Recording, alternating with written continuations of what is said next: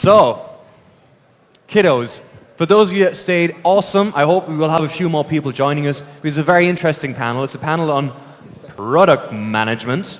And that's my part where I hand over to the moderator of the panel. That's the part where, please, as we're not so many, you have to be extra loud for this, okay? Like really clap your hands until they're like bloody and red and stuff. So please make some noise for Boštjan Špetič. He's going to be our moderator. Make some noise for him, please. That was actually very enthusiastic. So that's the part where I hand over to you, and you announce your panel. Thank you. Okay, thank you. Goodbye, thank you. Hey everyone, so I'm Boštjan. I'm the Chief Product Officer at Zemanta.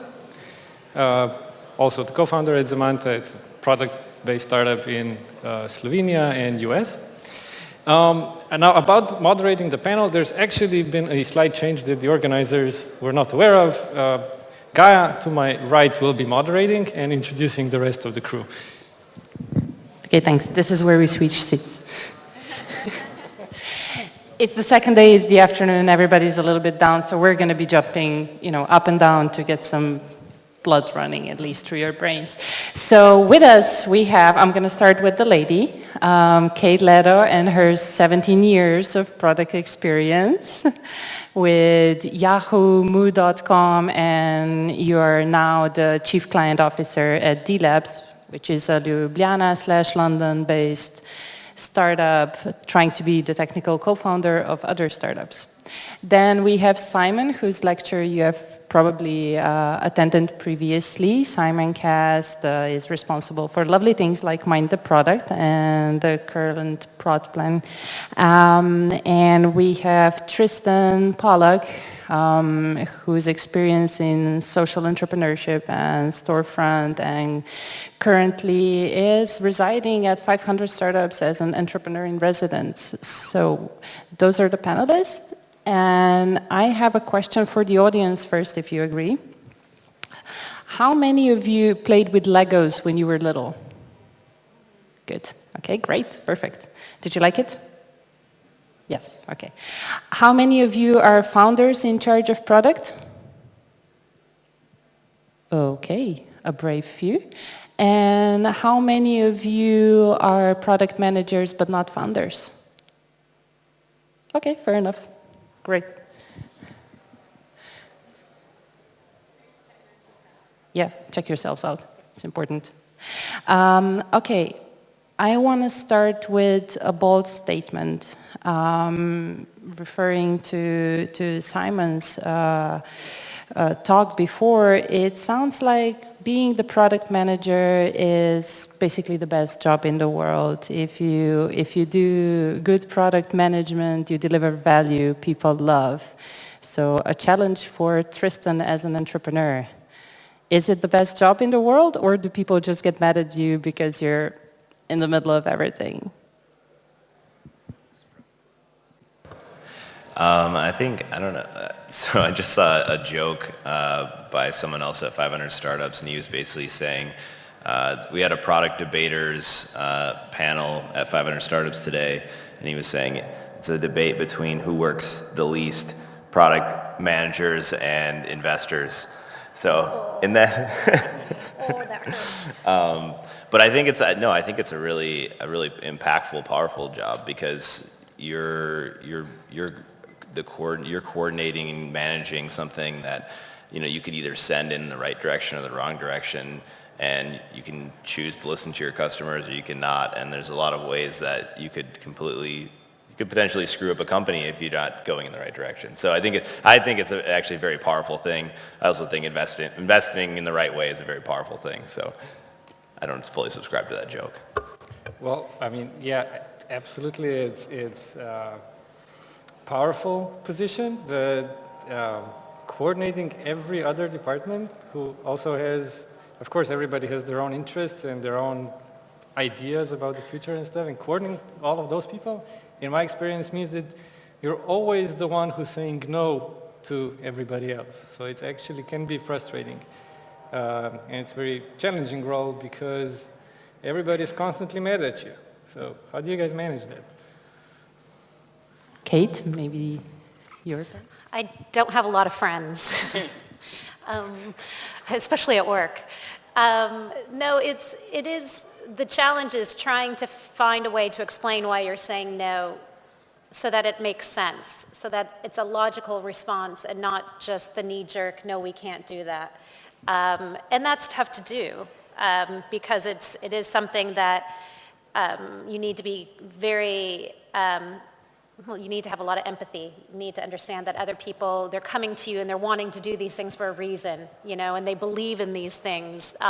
So I think a product manager actually has to have a lot of respect for everything else that's going on within the organization, and they do have a lot of weight on their shoulders, no matter what level they're at, because it's something that you need to keep the momentum of the organization going. You need to make, of course, a lot of tough decisions, and you need to try to keep people on the same page and striving towards that overall goal, be it a human design goal that Tristan was talking about earlier, which I think is great, or even just a more basic metric like conversion. So you do say no a lot, absolutely, but I think it's all in the delivery. Awesome answers. To continue, Simon, you already prepared to press the button if you... Okay. What does Simon say about, is it easier to be the product manager when you're managing your own product or when you are managing a product for another client, if you're working with some external imperatives that basically influence the development of the product? I think that's an interesting question. What I've found is that there's two issues, one of which is your ego gets in the way when it's your own product, because because it's your own baby, you tend to stop being a good product manager, and you actually have to be really aware of that. The second one is if you're working on somebody else's product, or a company's product, you actually have to have an interest in that product. You don't have to necessarily be as passionate as the CEO or something, but you do have to have an interest. If you don't have an interest, you're not going to be thinking the right way. You're not going to be doing the right kind of, putting your heart into actually asking those questions about what problem are you solving and whether this is the right problem to solve. So I think you can do it, and I think that's demonstrated by all the product managers that are employed at Google and other places like that. They love what they're doing, but if you don't, then you're going to struggle immensely to be a good product manager for a product that you don't have much interest in. Right. Sounds like a sane answer, but you're saying No, I have a question. Given that every product person in the audience is also a founder, presumably of the same product, do you think that in these situations the founders should train ourselves to basically put our egos aside? And how do we do that? I mean, I've Do you want to? Okay. Yes, you do need to put your ego aside. And I think that starts by being customer centric. So you're looking at what do your customers want. Because whenever I've built a product, it always starts out with one thing, and then as you actually interact with the customers, it evolves in a completely different direction. And you just have to kind of let that happen as you learn more about the problem you're solving. Even if you start, ProdPad was started as an itch. We were scratching, myself and Jana, we were scratching our own itch around not having software design for product managers. But where it is now is quite considerably different from what the original vision of the product was, as we've worked with the market and our customers and our early testers we've learned about how other people do it. So even if you're scratching your own itch, you've got to listen to how other people have it, because you're never going to have exactly the same itch, but you'll have a kind of underlying problem that's the one you want to solve, not your individual itch, so to speak. Which brings me to something that Tristan and I talked about briefly before the panel started. You mentioned there's a huge difference between the product you started with as an entrepreneur in the beginning, your MVP, and what you actually presented at Series A. What's the transformation and how is it applicable to all parts of product management? Yeah, so I just tag on to that statement where I think it's like, for the ego, I think a little bit of ego is actually good, as long as it's like ego that's like ego for like the company or the startup as a whole, because you don't want to listen to everything your customers say.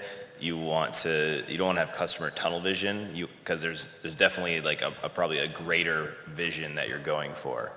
And then as far as like, and that's kind of how we balanced, starting with literally no product, but starting a company, getting to an MVP stage, and then continuing to develop that, post Series A. That it's been a very iterative process, right? Like we kind of have the core, and we've laid the foundation, but as time goes on, and like this is kind of the big challenge of anyone managing product, is all the prioritization that you need to do. There's like a list of literally probably 1 million things at Storefront, and we could do each and any one of them, but what's going to be really impactful, where we can weight both what the customer needs, in this case, someone looking to rent retail space, who's probably a maker, an artist designer, and also with what we need to do with the business, how fast we need to grow, and what the bigger vision is to make retail much more tech savvy. So it's a hard question to answer of like how going from MVP to a Series A, but I think it's very iterative on those kind of premises. But you mentioned a very good point. Do not always listen to your customers all the time. It's specifically hard probably for B2B companies to not listen to their customers, or would you argue the opposite of that, Kate? Simon and I were talking about this before. I think for product management, I think you can really set aside the differences between B2B and B2C, because it's basically the same kind of components, the practices, all of that can be applied no matter what the business is. And to some extent also no matter what size the business is. From a startup, of course things are going to be a little more rough and ready at the beginning versus somebody that has much more money to invest in, perhaps a bigger product team and things like that. But I don't think it matters if it's B2B or B2C. I think it's the same principles of listening to customers, knowing when not to listen to customers, knowing how to prioritize or having a good feel how to prioritize, working with developers. I think it's the same things that a product manager is being asked to do. How about environments that are highly regulated? We opened up a lot of these questions in the health tech community, Health Day here in Slovenia. And you mentioned, Simon, that you dedicated a couple of the previous product meetups in London to specifically regulated environments. What are the main challenges there in terms of, fighting for that product management role? The interesting one there is that the restrictions on what you can actually do. So, for example, I was talking to one product manager at a financially regulated company, and they had to get sign-off on the copy from the lawyer, the compliance lawyer, and they couldn't use specific words that indicated that are well-known words to encourage people to sign up, because they were considered too close to gambling or something like that. And it's a word that we use all the time. I think it was, sign up? I can't remember which particular one. But he said that means that a lot of the kind of simple A/B tests that you might otherwise be able to do, you can't do. And you actually have to go through a much more rigorous process to make sure that what you're building meets the requirements. And it can and does slow down how fast you can do things. So it's challenging in that way, not just in what you can build, but how you can go about building it and testing it and doing the analytics and things like that. And simply throwing up a page with copy on it, you have to get. It's not just for a startup, you just throw up a page and you got it. In a regulated environment, you have to make sure that the copy on the page meets compliance and all sorts of things. And so suddenly a simple test is no longer a simple test. Kate, do you have any experience with such environments? Yeah, well, I think sometimes it's not even regulated. It comes down to, or it can apply to even larger companies. Like when I worked at Yahoo, a long time ago. The wording around certain things. There are so many rules and regulations that as a global company we had to adhere to. So it's a pain in the ass, you know, but it's just kind of part of doing business, I suppose, be it in certain industries or certain company sizes or with certain markets. I was just going to add, like, or the regulations that you don't follow, right? If you look at like the sharing economy and some of the companies where they needed to set a precedent before actually going to regulators and trying to figure things out. I had a friend who manages product Airbnb, and he created their first insurance policy, and you know, it was like their choice to do that and prioritize, say like, okay, insurance is important here. It wasn't required, and they didn't need to. And there's a lot of other things that now they're having to deal with now that like, oh, Airbnb makes money. Okay, so now everybody wants a little bit of that money. But setting that precedent sometimes is necessary. Financial industry, much harder, but in other industries, I think that precedent still needs to be set because regulators are so slow. Boštjan, how about you guys? Zemanta started out when blogging started out. You know, blogging was something completely different than it is today. You guys needed to pivot your way around the pivoting market. What does product management look like in that type of environment? So not highly regulated, but really unstable. Well, hard question. Yeah, so Zemanta started 8 years ago. And in these 8 years, I think we are now in the 7th pivot. We tried 6 things. So the first thing took off decently well and was being continuously developed. And alongside, we were every year tried another product or another market or something. The first one was enterprise. Sure, bloggers don't have much money, but let's sell similar thing to media or enterprises. Great. Go.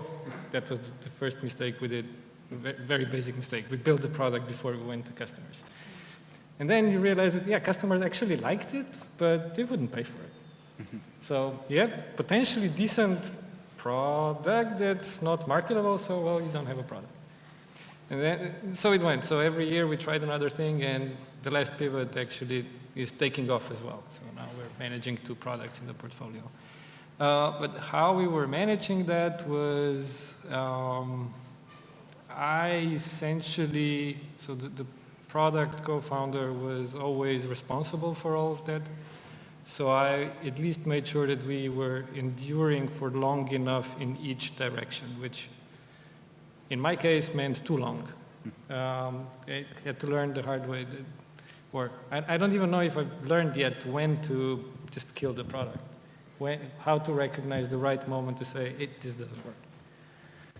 Know when to hold them and know when to fold them, in the immortal words of Kenny Rogers, the gambler. And that is really tricky, and that's a big thing that a product manager has to do. And I think at Moo was the only time where I actually killed a product. And it was, I made the decision to kill note cards. It happened. I know, it just wasn't, you know, making that much money, the costs were going up, blah, blah, blah, blah. And you know that some people are going to get upset about that, and they did. But it also allowed us strategically to really direct our resources in a better way. So it is something that it's hard for customers to deal with, especially those that are very attached to something, but it is kind of part of the job as well, it seems. Yeah, but the pushback you get, organizational pushback, the inertia of every product is so tremendous. Yeah, it is. It's and that's why I think internally you have to have support before you do it. You know, you need to make sure that everyone from the CEO to everyone in marketing and development and operations knows why we're doing this. Again, I guess it comes down to the delivery and how you kind of frame that conversation and explain why you're making this decision. And if you can have internal support before you make the decision, before you go out publicly, then that helps a lot. But if it's divided internally, that makes it much more difficult, obviously. Do you guys think maybe Simon and Tristan you have to wait longer in the beginning of the company, or should you try to be as fast as you can in making the kill call when you're a complete beginner too? I mean, this is a really great question of like when to kill, because it's really hard. I think it can vary. Like maybe if you say like, okay, I'm going to only kill a product after, you know, so much usage, then obviously it's going to take longer in the beginning. But sometimes it's honestly, I think it's a little bit of like intuition or emotion. Like I think you have to say, okay, like I'm talking to customers, I'm really paying attention to the site, I'm looking at the data, probably the limited data that I have, and does it feel like this is catching on? Does it feel like it's sticky? I think it's a hard thing to really have an exact formula or exact science to. It's actually uncommon for people to kill their products properly. You know, we say this all the time, and certainly, you know, everyone says, kill those features, and who was it? Was it 500 startups? You know, they're always saying kill features and things, but to actually kill a feature just itself is a really big step, and I see it rarely actually done. They'll kind of hide features or things like that, or they'll depreciate features, but they'll never really actually kill it. And the same thing with the products is that there aren't very many companies that actually go out and kill a product early in its life. They'll always try to find a way to keep it going for just that bit longer, and then the company runs out of money, or if it's a big one, the budget gets lost or something like that. So it's a challenge because I think no one's actually done it very much, despite what we kind of tell each other. Mm-hmm. So that's the challenge of the ego, messing up with your product. Oh, well, I was just gonna say, like, so, and you know, either I could answer it or ask you, but why kill it? Like, you know, what's the point of killing it, right? Which I would say probably resources. Like, there's only so many things you can work on, especially early stage, but. Well, and also I think if it comes down to if you are making some kind of strategic directional change, you know, a pivot or something like that, maybe it becomes more clear that certain things are really needed in terms of a feature set, certain things aren't.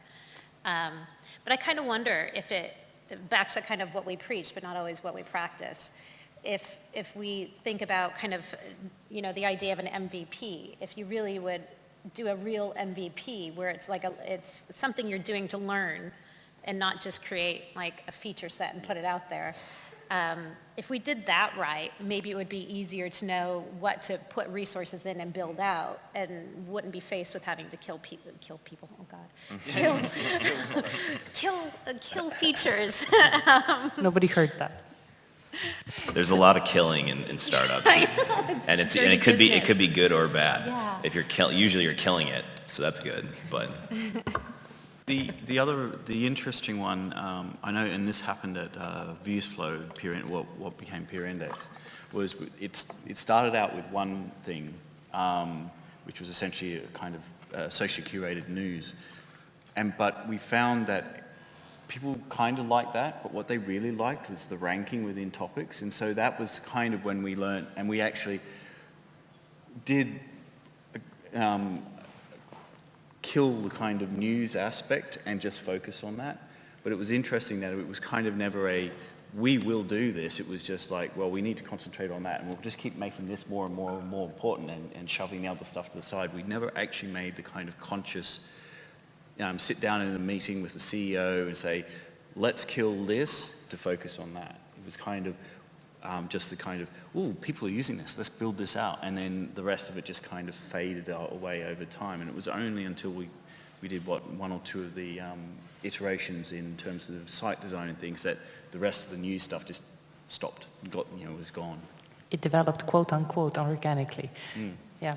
So Kate, you mentioned the ability of going wrong with your MVP. That sounds exotic enough. What do you all think about this? What goes wrong with a typical MVP? Why it goes wrong? I mean, the light thing is probably what we're just talking about, is the MVP isn't actually your minimum viable product. There's other features and other things that aren't actually core to what you're trying to build. Yeah, I think I don't think ever really seen an actual MVP being built and released. I think it's the idea from Eric Ries, I think, is much more about it's a learning tool, right? We're going to learn from this. It's not going to be great. It's not going to look perfect, but we're going to put it out there and it's going to tell us something and we're going to build on that. And maybe you do lots of MVPs to get to a minimum marketable product if we go into the MMP, right? But, or whatever, pick your acronym. But it is something that it requires so much discipline, and I think it requires a lot of risk. And I don't think a lot of product managers really understand that, the true concept of it, and can actually sell in the idea of what this is what we would really be trying to do. I think from what I've seen working with a lot of clients at d.Labs, they're just as guilty. Here's our MVP.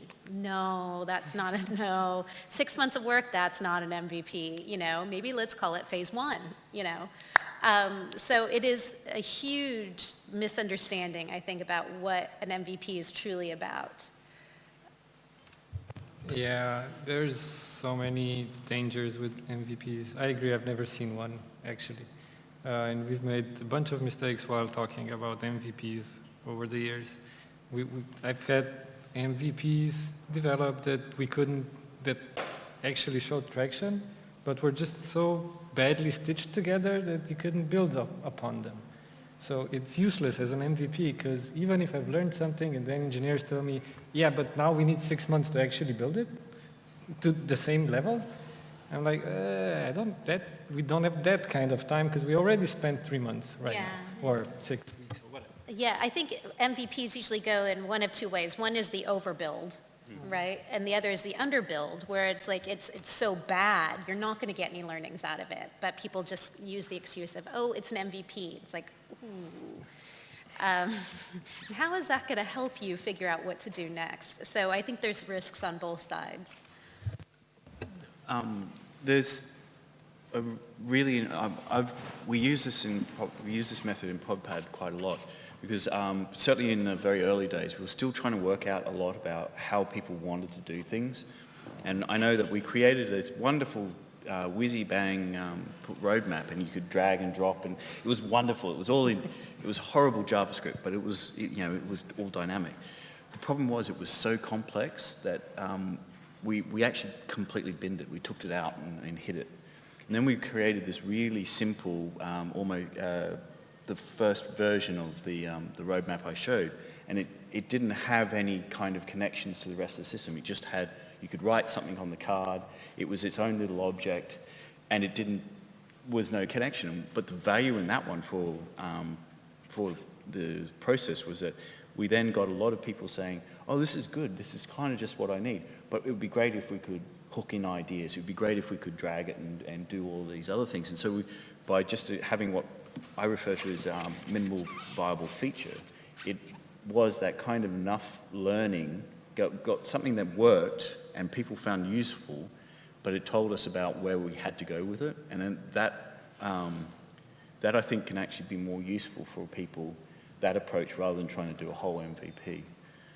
I think Spotify's got the best, or not Spotify, but the designer from Spotify has this wonderful chart that he shows about MVP, which with how you go from a little scooter or a skateboard to a scooter to bike all the way up to a car. That's probably one of the best explanations of MVP I've ever actually seen. It's even better than the one that Eric Ries came up with. So throughout this, it sounds like all of you product co-founders and founders need to be a little bit clairvoyant. What are the main, let's say, personal traits of a good product manager? Communication. Communication is key, and it's something I harp on about all the time. It's, of course, the delivery from your communication is important, but it's letting people know what you're doing, why you're doing it, how you're going to do it, and it's to all levels of stakeholders. So I would say number one is being a really good communicator, personally. I guess I'd just add, like, to everyone that saw Tristan Harris's last talk, like, empathy, and, you know, he's talking about, like, ethical design. I think, like, that's something super important, knowing that you're building something that really you're not being, don't be like the Google thinking, maybe that's where they started thinking more about ethical design, like, don't be evil. And so, but in the same sense, like, having empathy also, I think, gives you the intuition to know, hey, these are things that I think are really going to take this to the next level. And, you know, whether that's, you know, another minimum viable feature, or it's something that is really going to help the company grow and help the company's vision, which will help their customers in turn. I think having that empathy or understanding is probably a huge component of making sure that you're building the right sort of product. Simon, Boštjan, do you agree? No, they're both good. I guess the only one I'd probably add in to that is the kind of the ability to step out of your own ego. So, you know, you're always going to have it and it's going to be there, but being able to kind of just put it aside to focus on, you know, other things, and being the first one to recognize that, you know, your pet feature or something may not be as important as somebody else's, and because you end up having to be that arbiter of where resources go. And if it's always your stuff, then you lose that respect and you lose that ability to actually manage the product properly. And it's really tough. You know, you're fighting against your own ego every day to make sure that you're making the right decisions. Yeah, I think that's oftentimes where it can break down, right? Like if a product manager or someone who's in charge of leading this product can't accept feedback or criticism from other people on the team, that could be a huge downfall. Yeah, in a way you have to be very, you have to have great perseverance, or what the word would be. Basically, you're the last, everybody else will be shouting that this is all crap, and you still have to wake up in the morning and go and fight that battle. I think that kind of attitude, that I'm gonna get this product to its release no matter what everybody says, even if I have to if I have to replace everybody working on the product, I will release it.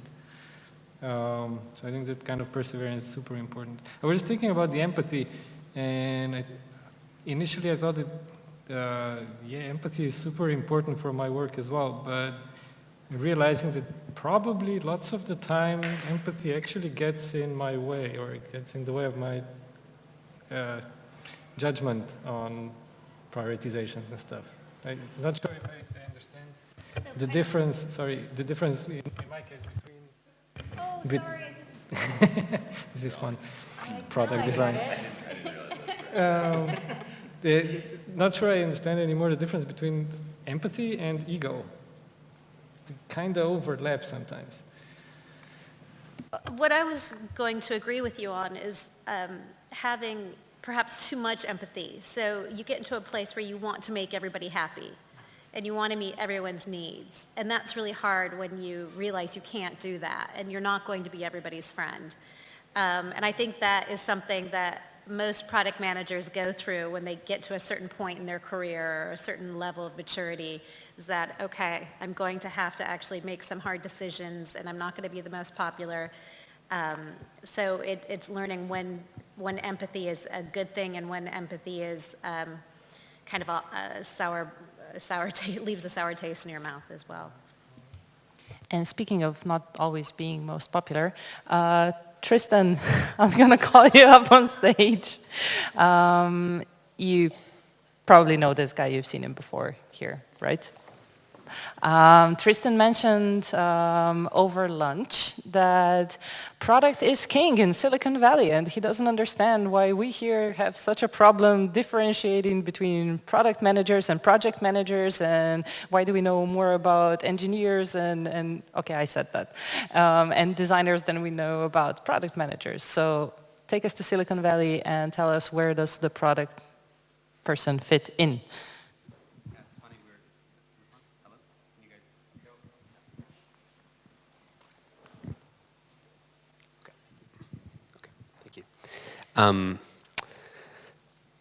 Yeah, so I'm from Silicon Valley and San Francisco, and have spent about 10 years there, so I'm pretty familiar with the culture. We were talking over lunch about this question about how product managers or how product fits into the development of a company, and where you place someone and how you position a product person. I think by default in Silicon Valley, in consumer internet companies or consumer companies, product is king. I mean, the default is that the CEO is the product person. Mark Zuckerberg is a product person.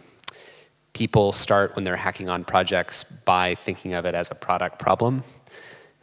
Two of my best friends from college started Instagram, and I remember when they were working on it in cafes, in this local cafe called Coffee Bar in San Francisco, and everything about what they were doing was just about the product. They were kind of engineers that were half-heartedly doing the code stuff and more concerned with the development of something that like tapped into people's psychology. So I can talk about that, but there's an emphasis, I think, on consumer psychology and product over other things, and everything else sort of serves product by default. So Kate, you did a lot of business strategy consulting where your product experience was kind of key to what you brought into the client. How well do you think is the general understanding of this crucial position of the product person's role? Well, I think in London, London is still behind the Silicon Valley and a lot of what's happening in America with product development. I used to work in Silicon Valley as well, and when I first moved over to London, I felt so alone. And this was before Mind the Product started, or Product Tank, or anything, and found a few friends in product and started to build the community thankfully has evolved from there. But I think the whole idea of product management in London is catching on very quickly now, and you see that by the number of people attending events and things like that. I think in Europe, especially just from my limited experience here in Slovenia, it's quite unknown still. But even in London, there's still a lot of questions about why do we need a product manager in a startup? What is it they actually do? What's the difference between a product manager and a project manager? And and I think it just takes time. And the culture within London has grown so much, it is becoming more normal now, or more expected to have somebody with at least a product mindset in the beginning, be it the CEO or some other member of a founding team, somebody that does think from the user's perspective and about the importance of the interface and what the product's actually doing to solve a human need. But I think that's something that it's a level of maturity that is just now kind of starting, that is reaching the UK. And I think we'll come here as well, especially with events like this and talks like Tristan's that make that more and more apparent, that is an essential part of actually creating a product and a startup and a business that must exist. It must be there. The first time I encountered this, so I'm from Slovenia. Product doesn't exist here as a concept. A typical startup is 2 to 8 engineers starting a company, and I was lucky to quickly meet who's now my crucial mentor, advisor, whatever, since the beginning, Scott Rafer from California. And so one of the first things he told me was that a perfect startup team is 3 people. The product guy who figures out what needs to be built, the tech guy, the CTO who figures out how to build it, and the sales guy who's going to go and sell it. And I was like, oh shit, okay, so I understand tech, I understand sales, but what's this product thing in the middle? Why is this the essential founding team capability? That's where it started, but even after, still in Europe, that is not the predominant ideology of how you build a company. Simon, Just press a button. never mind.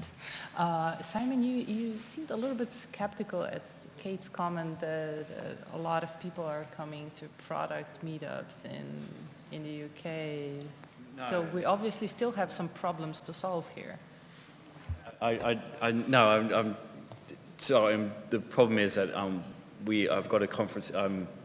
Another conference in 3 weeks' time in San Francisco, and so there's lots of stuff going on with that. But we also, the product tanks in London are now easily, we have 600 RSVPs to a monthly meetup on product.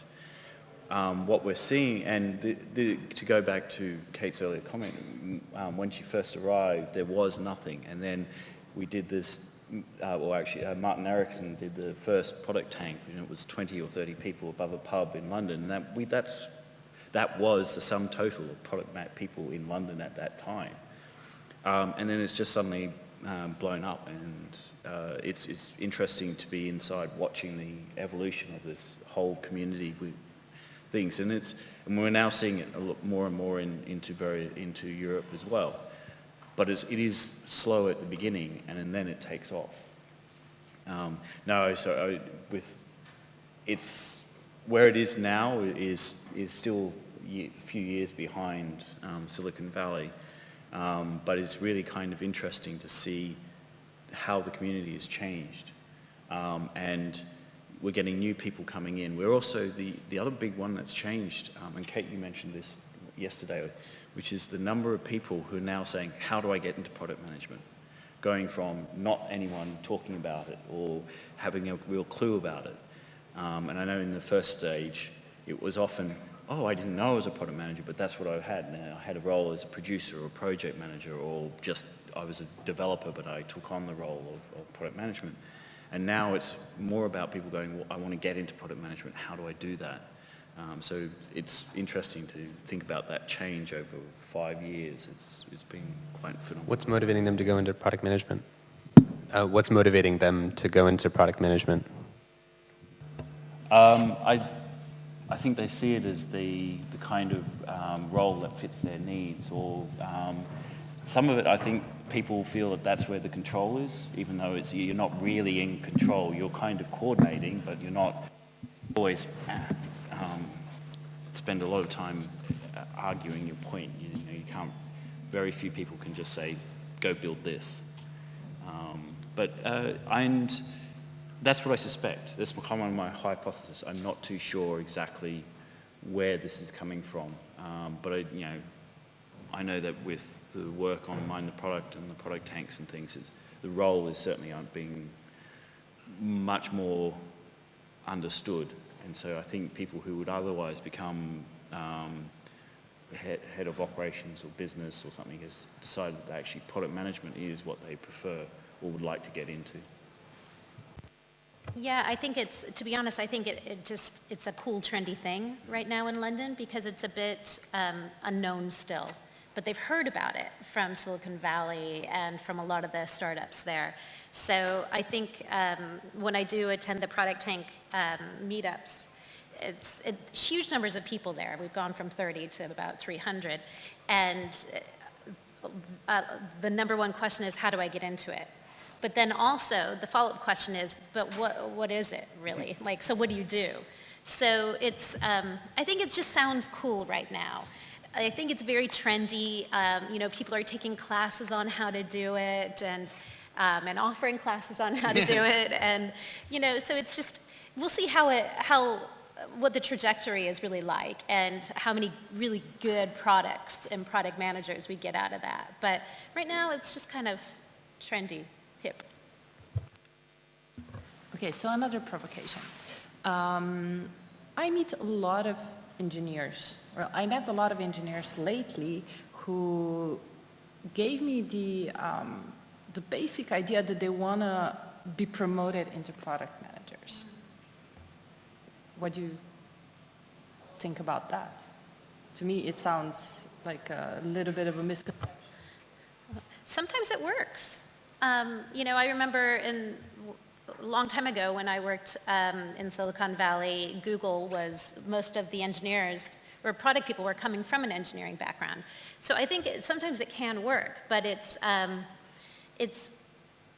I haven't met a lot of engineers that can make that transition. And I think sometimes it's around the things we've talked about communication, about the business side, about the empathy, things like that, that sometimes developers or engineers they're awesome at developing things. They do things me as a product manager, I could never do. And that's their skill, that's their capability. And sometimes they can translate that into having these business conversations and working with stakeholders, and sometimes it doesn't work. But what about the sheer idea of the promotion from an engineer to a product manager? So we came from product is king. Before we were at, product is the best awesome job in the world, but, everybody yells at you because you're constantly brokering compromises. And suddenly we have this trend of people thinking like it's the next step in my otherwise completely technical career. Where's this trend happening? This is in Slovenia, or this is where? Well, I noticed it here. I'm not going to expand it to other places, but I've recently been exposed quite heavily to this. And is it because it's the cool thing, so therefore like all engineers want to do it, or just some? I'm just curious because I don't know about this actually. Let's try and find out. It could be the coolness of the thingy. It could be the new terminology, or it could be the product is king position within a company. What do you guys think? Yeah, I've definitely seen it in San Francisco, Silicon Valley, where more engineers are looking to, they're great engineers, but they're looking to transition out of a role that's solely focused on being like heads down coding.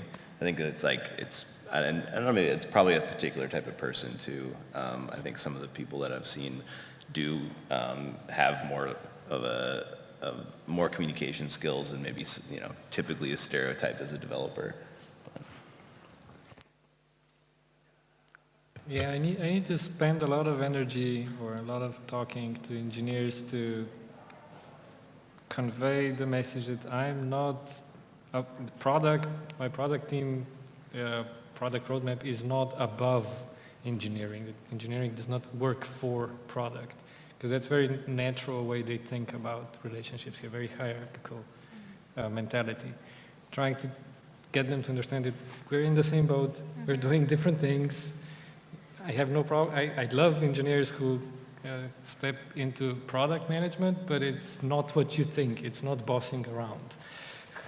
Yeah, the idea that it's a promotion, I think, is a bit skewed, because I think they're just different types of careers, really.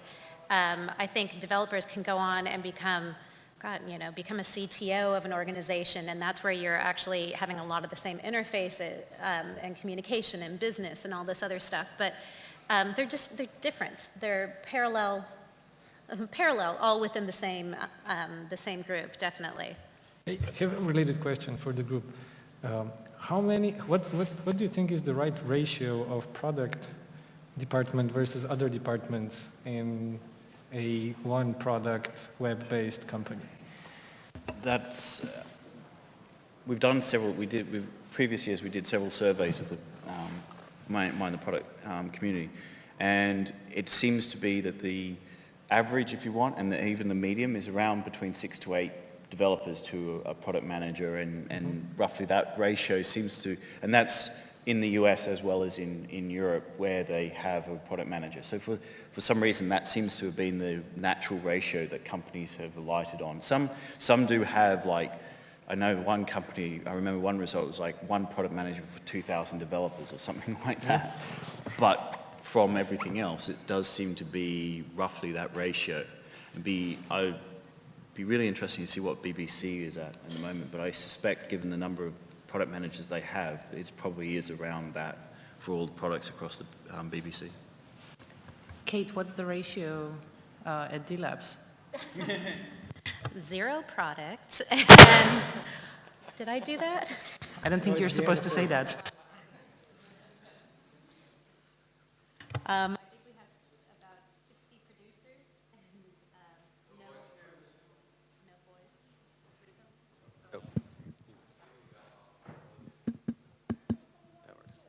Thank you.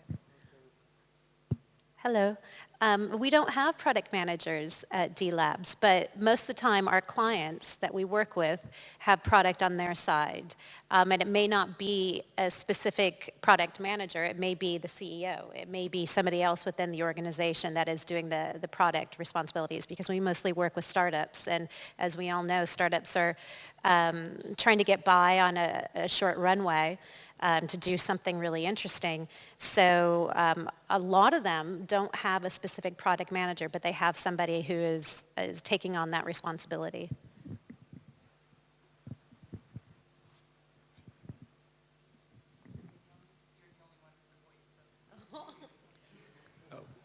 You guys can't talk? Oh, I see. Well, one thing I'm curious about is the skill sets that people are believed to have or to need for product management. Not to go back to my Instagram story, but the CEO of Instagram used to be a marketing manager at Google. And he went to Stanford with me in undergrad, and he got a management science and engineering degree, didn't have an engineering degree.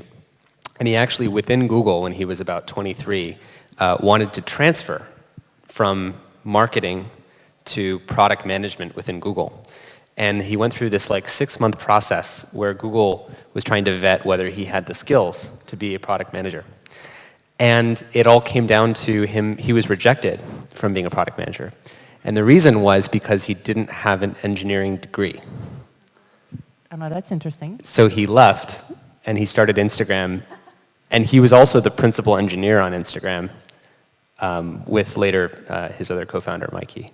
But I always find that funny because, you know, when we try to draw boundaries around these things using convenient categories like where, you know, what you studied in college or what you're perceived to be good at, we sort of have to evaluate case by case, right? Because the map isn't the territory.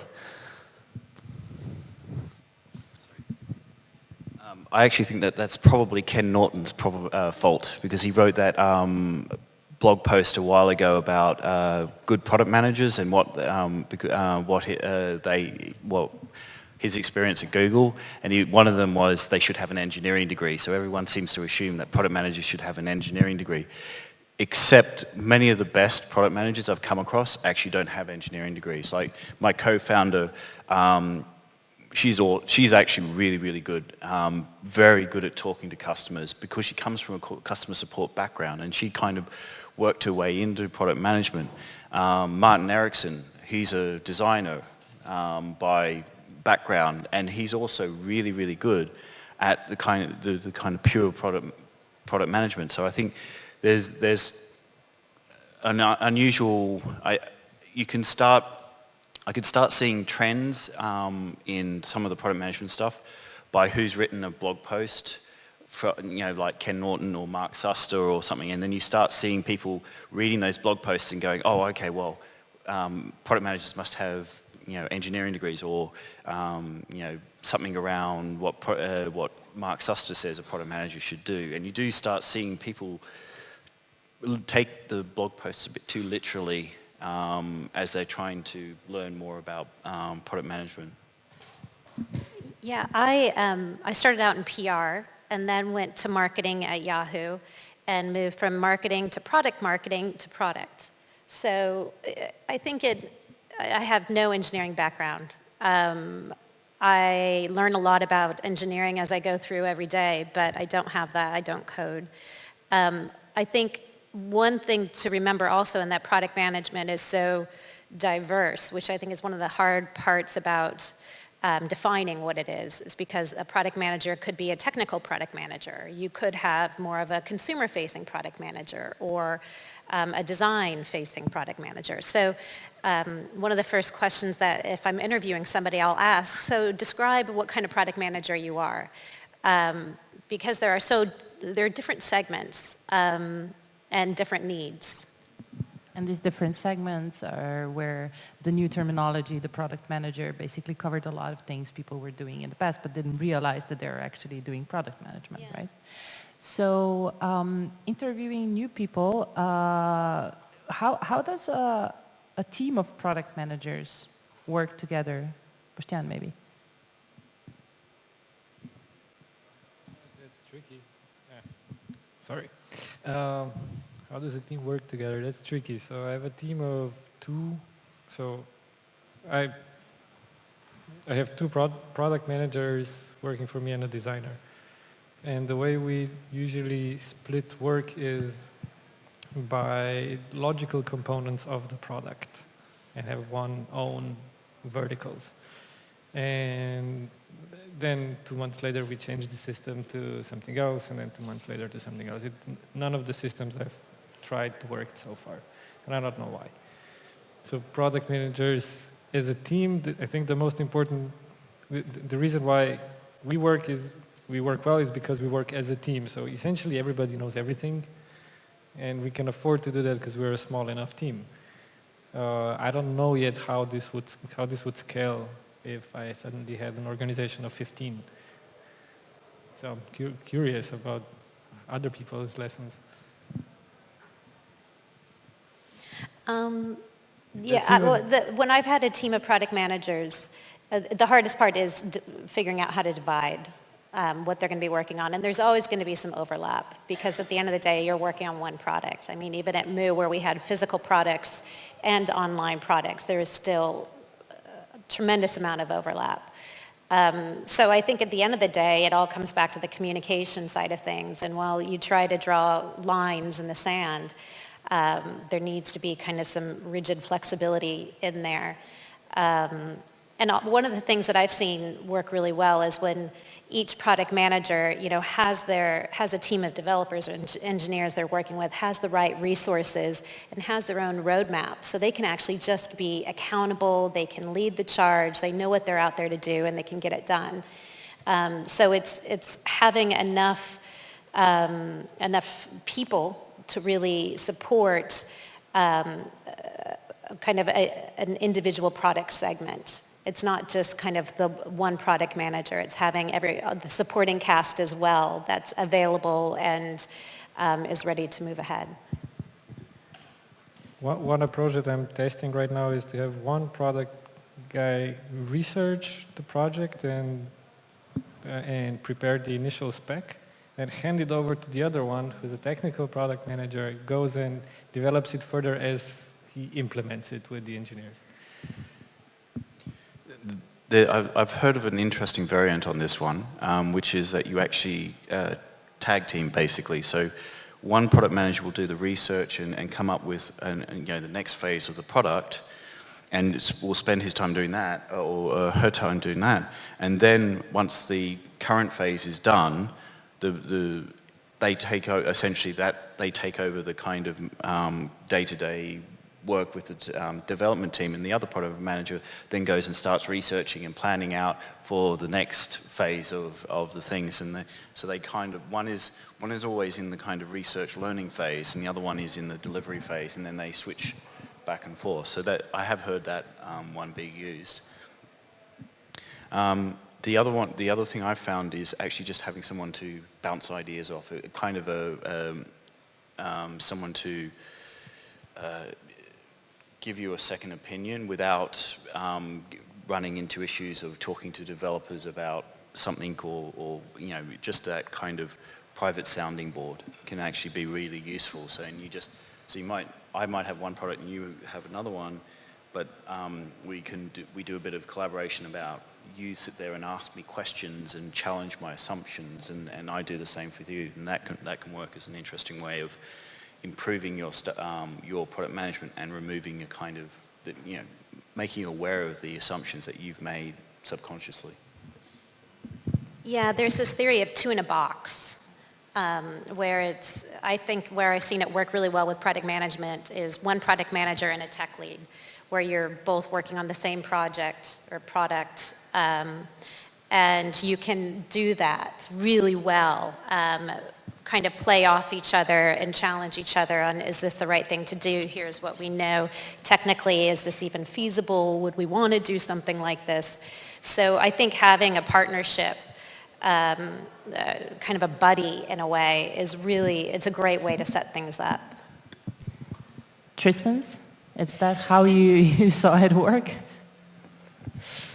I guess I could speak from like a really early stage. Like we used to have everyone in our product meetings up until maybe about 7 people. And then as we started to get larger, it became harder to focus in those meetings, and we kind of used like tools like Pivotal Tracker or Asana to start managing that feedback cycle and prioritizing in those meetings, and kind of using a product manager or the engineering team to funnel other ideas into those meetings.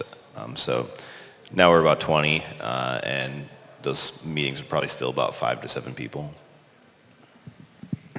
I don't know if I have a lot of wisdom about this. My company was about 12 people before we were acquired. So, and I was kind of the product CEO, and there was mostly engineering, sales, and business that were, there was sort of like 3 or 4 people that kind of collectively talked about everything at the top, and then we had kind of teams running each business and then engineering. And at Google, I think one interesting thing is its transition from being kind of a let 1,000 flowers bloom kind of company, where in the past it was, you come and anyone can kind of hack up an idea, and then you put a product manager on it, and then that person just independently runs with whatever, Google Forms or Google News or something like that. And what's been interesting, I think, observing at Google is how in the last 2-3 years you might observe a change where there's an intention to unify everything into like one unified brand presence, one unified style, one unified way in which these things work together, which is incompatible with the prior organizational model of having per product team product managers, where they're sort of individually optimizing for whatever they're passionate about. So that's a challenge that I think Google's going through in transitioning. And speaking of challenges, does anybody in the audience have any challenges that you think the panel might be able to help you with? No? Nobody has? Oh, one challenge. Great. Can we pass the mic? Thank you.